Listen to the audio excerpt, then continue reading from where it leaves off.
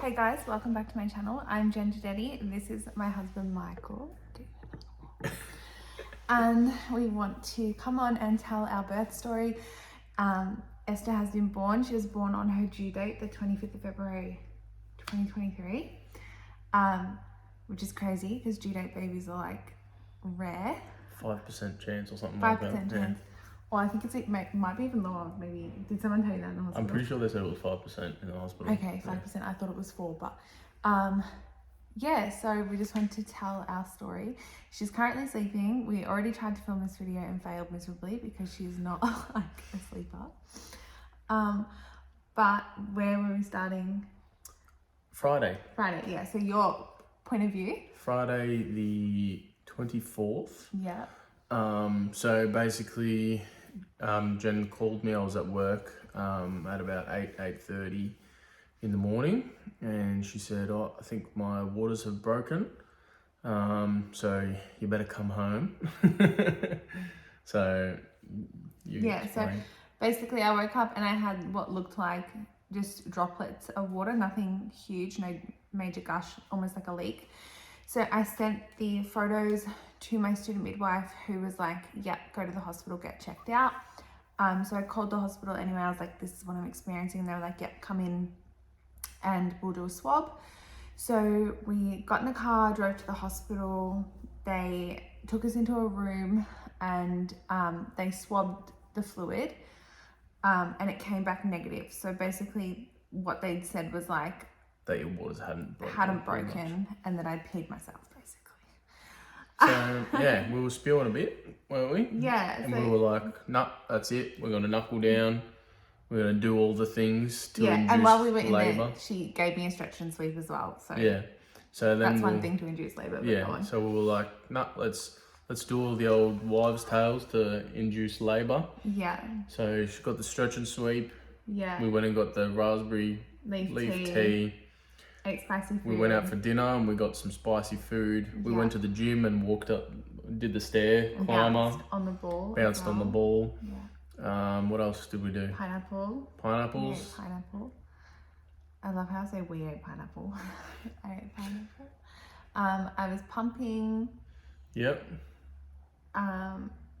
I basically wrote a list. I think that was really it. Yeah, we wrote a list of things to do, did all of them. Yeah. Then we just finished off the night watching a movie and then went to bed.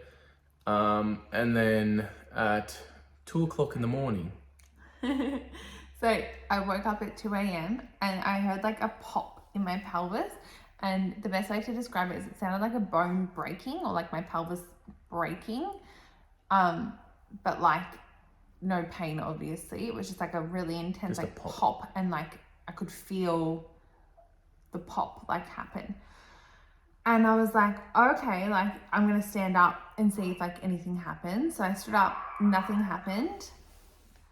And then she's crying. We will make it through this video.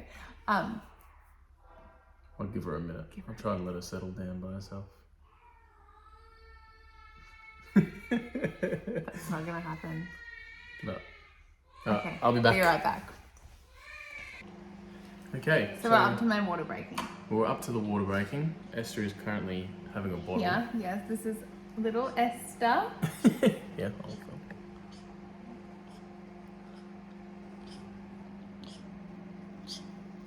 Very cute.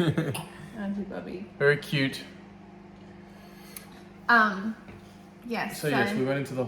We finished. Oh yeah, that. 2:00 in the morning. Yeah. Waters broke. Yes.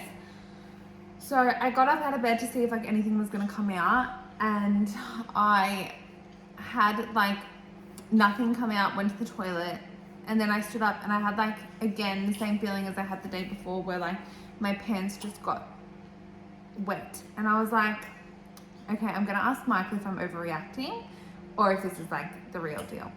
So I got him up and I was like, Michael, like this is happening again. What do you think? Like have a look at this. Tell me what you think. So he came and he had a look at it. And while he was looking at it, I was literally like standing there, and then all of a sudden I was just in a pool of like just had a amniotic fluid. massive gush. Yeah. And we're like, okay, That's my waters. go So, time. And then immediately you got a contraction straight away as well. Yeah. So Yeah. they were intense. I was getting them 2 minutes apart from the moment my waters From the start, broke. we literally started timing them from your first contraction, started timing them, and they were literally 2 minutes, like 2 minutes apart consistently. So basically you had a shower, we got everything organised. Oh, I rang the hospital first. Oh yes, we ran. And we sent the photos of the water Yeah. to Gabriella. And we were like, my student midwife. And we were like, girl, like this just happened. What do you think? She's like, definitely call the hospital. That's 100% your waters. Yep. And then I rang the hospital and they were like, come in. And then, so I had a shower. Yeah, so we got everything organised and we called your parents and my parents, told them we're on our way to the hospital. We weren't even going to pack our hospital bags. No, we weren't initially because we were like, oh, we'll probably end up staying for a bit, but Lucky we packed them. yeah, lucky we packed them. So we got to the hospital about 4:30 in the morning. We got seen pretty much straight away, didn't we? Yeah. So they pretty much called us into the maternity assessment clinic. And I was just having back-to-back contractions. So every 2 minutes consistently from the start, they were coming. They were not inconsistent at any point in time. So labour was progressing like very quickly at this point already. Then they called us into that room. That little room, yeah. And they started to do the monitoring of the baby's heart rate and my contractions. And then, how long were we in there for? Oh, probably like half an hour, maybe longer. Yeah. Maybe like an hour. Yeah. And then, so what happened was the baby's heart rate dropped significantly low to like 50 beats per minute. So she was bradycardia, or having an episode of bradycardia from what I believe. So we heard it on the monitor, but they leave you to be like monitored. They kind of like go away and just leave you hooked up to this machine. So we like pushed the button to call the nurse because we were like, what the heck is going on? And then she came like rushing into the room and she pressed the emergency button and then all like doctors and other midwives came rushing in. Yeah, so it like really got quite intense for a minute there. Intense and hectic, and I was like shaking because I just went into shock, like thinking that something was wrong with my baby. They were throwing around like emergency C-section language and like they were rolling you from one side to the other and stuff like that. Trying to find her heart rate, like trying to get her. They thought she was crushing a cord and that's why it dropped. So they were like flipping me around and I was just shaking and having contractions, and it was just a horrible experience. But then everything came good. Yeah, her heart rate came good. Went back to normal. Yeah. Everything was all good. And then they tried to prepare you for an emergency C-section. Yes. Just in case that happened again. But it didn't. They were trying to put a cannula in and stuff like that, weren't they? Yeah, so they tried to cannulate one arm 7 times. They blew my vein every single time. And then they tried for 5 times on my other arm. And again, they blew 5 veins. So, and they just kept trying. And I was like, guys, like, this is not working, like, please stop. And they just kept going, and like you can still see some like minor bruising like on my hands and up my arms, and this is 2 weeks later, so that they got real black and swollen and bloody basically. Anyway, so from there they were fine, they were happy, baby's heart rate recovered, there was no need to cannulate, and they were happy not to have the emergency C-section. So I just basically proceeded to have my labour, but they kept me in the assessment clinic. They didn't let me go into birth suite because I was only 3 centimetres dilated at this point. So I was like, I need a room with a shower, like at least just put me in a room with a shower so I can have the warm water on my back.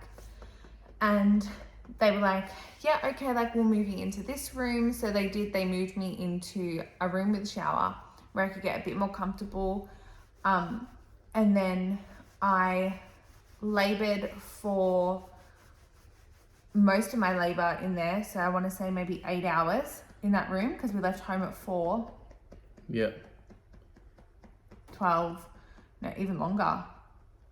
10 hours? Maybe 10 hours in that room. Yeah. But the thing was, literally every hour felt like 5 minutes. Yeah, 10 minutes. Like, yeah, it went so quickly. You were in the shower for like hours and it didn't even feel like that. Like, no, which is great. Like, if I had been at home, if I had been able to go home, had this stuff not happened, I would have been labouring like that at home as well, which would have been really good. But I'm probably not going to be able to labour at home ever again, and we'll get to that. Yes. So basically, you ended up, obviously your contractions were getting more and more painful as time went on. Yeah. So I asked for, was it before? It was before the anaesthetist came in. So I asked for some pain relief. So I had gas and air because my contractions were 2 minutes apart and they were getting super intense. And when I say like super intense, like they were taking over my whole entire body. And then when I come up from a contraction, I was like crying to Michael. I was like in tears, like telling him like this hurts. Like, I don't know why they're so close together. I don't know what's happening. This is not how, like, this is not what I've read happens. Like, they're so close together. I don't understand. Like, I just couldn't understand. I was like, I need. You weren't getting a break. I wasn't. There was 2 minutes for like, what, a minute the contraction went for, and then 2 minutes later it was the same again. Like, you didn't really get a break. No. And then I basically got some gas, and that was great. And then my anaesthetist came in because they still wanted to cannulate my hand for IV and emergency C-section. So they were still prepping me for an emergency Caesar if things didn't recover with her, or like something bad happened again. They would have just rushed me straight off. So they were trying to like prep me for that, as well as like just letting me do it naturally. But if things did go bad, like they were prepared for it to just be done straight away. So the anaesthetist came in and he was lovely. Like, such a lovely guy. Really helped like take the edge off things. He cannulated perfectly, got the vein, whatever. And then all of a sudden my midwife came in and she was like, I'm going to examine you to see if we can move you into birth suite. And she examined me, and the examination was like so painful. Like, I've never experienced pain like that before in my life. I literally was like kicking the edge of the bed. Like, it could have been her that I was kicking. Like, it hurt. The examination hurt. And I asked her to remove herself from me, like stop examining me. And then she kind of said to me in like a really deflating kind of way, oh, you're only 4 centimeters dilated, you know, like they said that you needed to get to 5 centimeters to go to birth suite.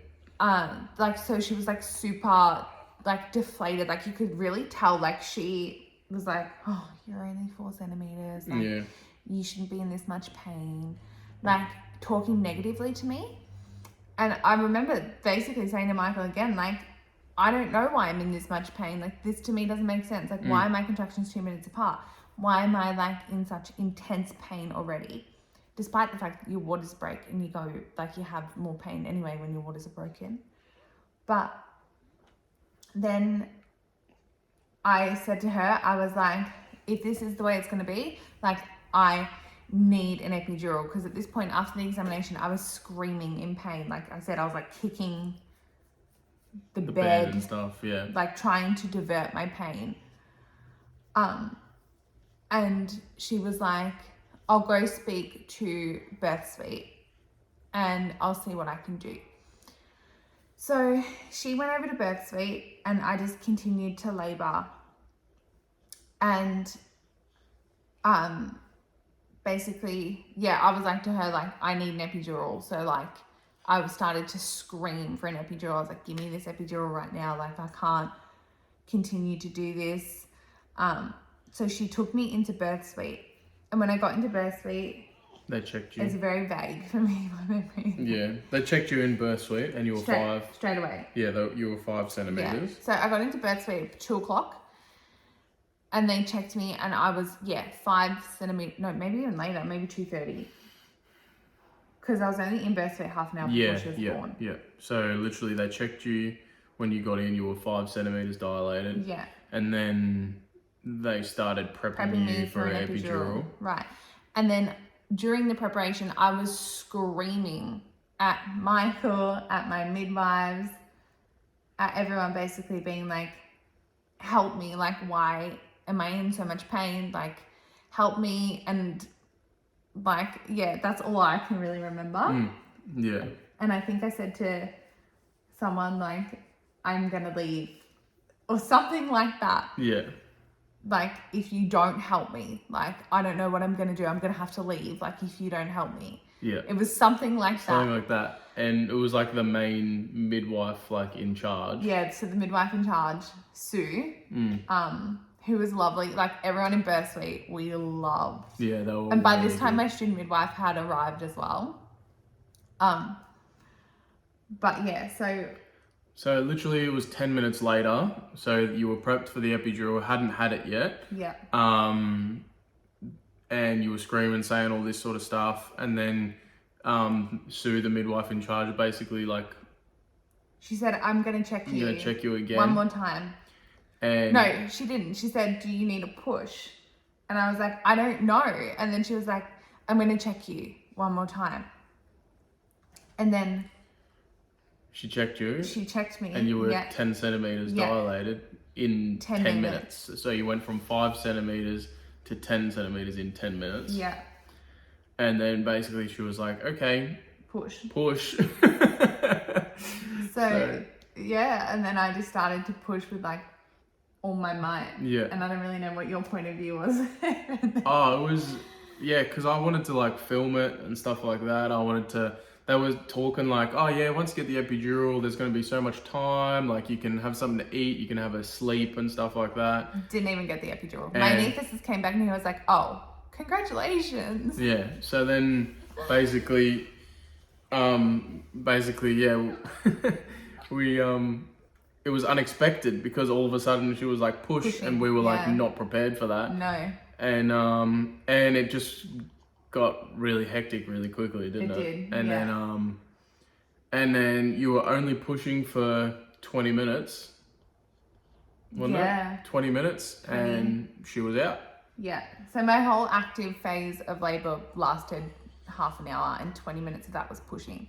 So basically, because I dilate so quickly from a 5 to a 10, that was why I was experiencing excruciating pain, close together contractions, and why I'll probably have to have a really closely monitored birth and labour with future children.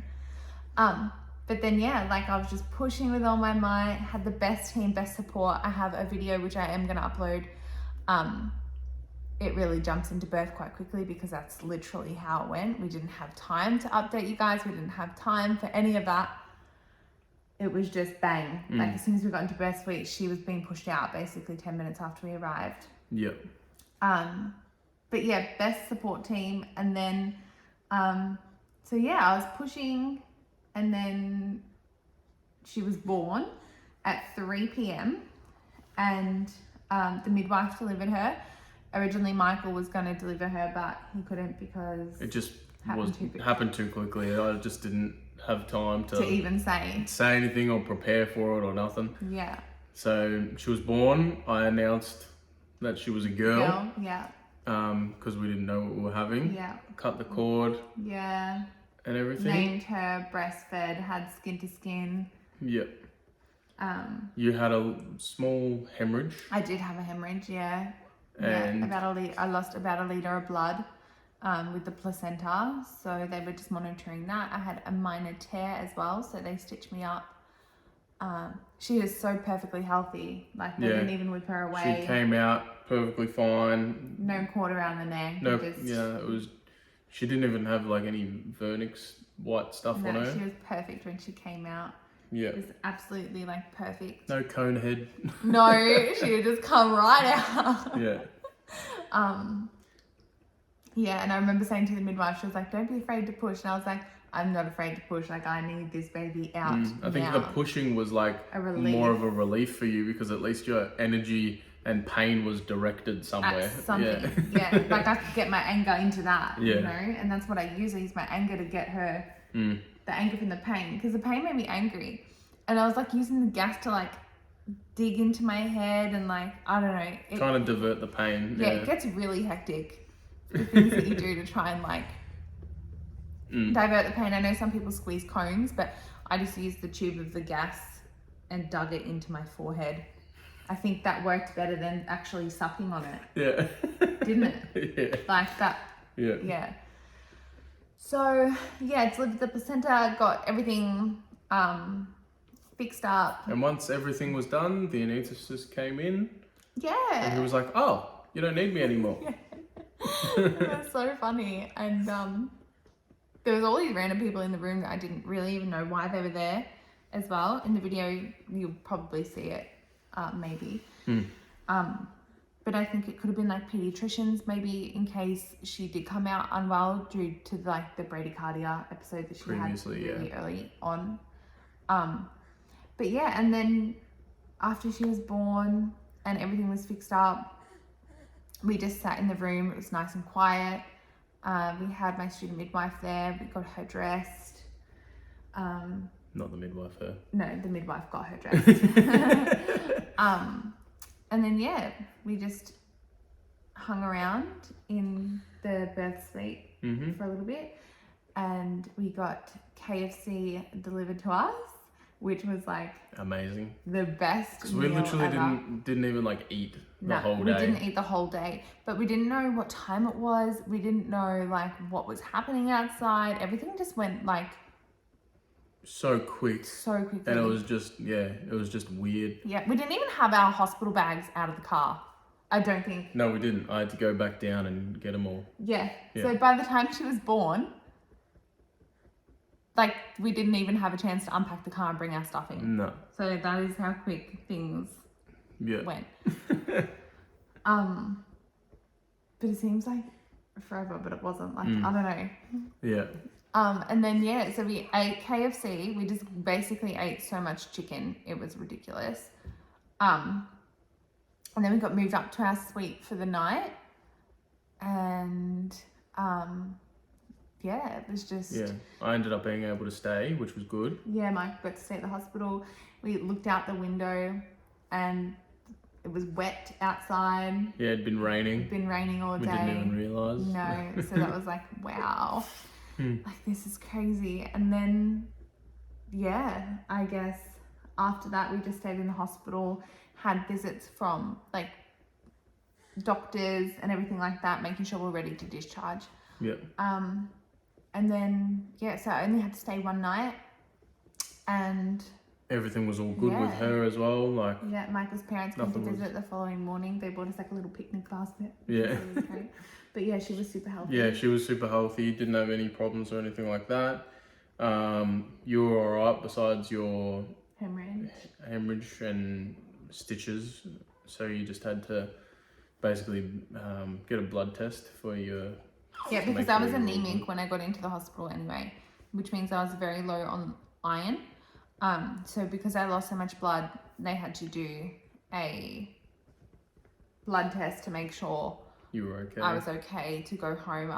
Otherwise I would have had to get like an iron infusion before going home, but they were happy for me to continue taking my iron medication. So, but yeah, and then that night at 6 p.m. they discharged us. We drove home, which was the most crazy drive ever. You just want to drive at 5 kilometers an hour. Yeah. The most precious cargo in the world in the car. And we got home. My sister came with her partner. Well, both my sisters came with their partners, and they bought us pizza and chips And then yeah, we just came home and we had pizza and chips, and then we stayed up all night because she didn't sleep. Yes. And then now we're just mapping parenthood. Yep, just trying to figure out the ropes. Yeah. But anyway, I think that's pretty much it. Was there anything else you wanted to reminisce on? No, that's pretty much it, I think. How good our midwives were. We had great midwives. Ella, Sue, Gabriella. Yeah, Ella, Sue, Gabriella, and Zoe. Zoe, yeah. They were all, really, really good. Couldn't ask for a better team. No, every time I felt like I was going to lose it in there, they were like, every keeping it direction I looked, there was someone in my face telling me I could do it. Yeah. So, and just coaching me, and they were just the best team ever. They were going to get salt lamps and everything. They just didn't have any time. There was no time in the end to do anything except deliver the baby. So. Yeah. And they all loved it because they all got to deliver a baby on their shift. Exactly. So now we're just hanging out with little Esther Esme. Cruising along, trying to figure everything out, and that's that. Yeah. I'm sure you'll see a lot of her in the future. You will. But thanks for watching. I hope that you love our birth story. She's so cute. But yeah, I will post my birth vlog as well. I'm just trying to get back on top of life over here. So yeah, but thanks for watching, and don't forget to like and subscribe and give it a thumbs up because she's finally here. So I won't be talking about her anymore. She'll be in the videos. Yeah. So yeah, anyway, thanks for watching. Bye. Bye.